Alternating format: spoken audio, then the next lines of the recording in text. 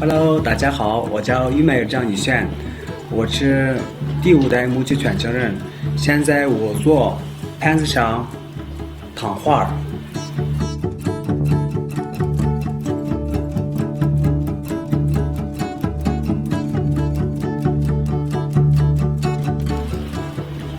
去年政府免费我去上海大学美术学院培训，回来以后增加了我们工艺品的种类，提高了质量。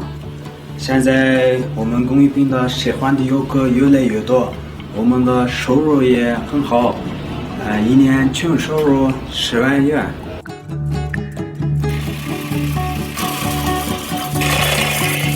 后来游客多了，需求量大了，所以我就在我爸爸教我的基础上改善了一下，把传统的图案烫画改成了人物肖像画。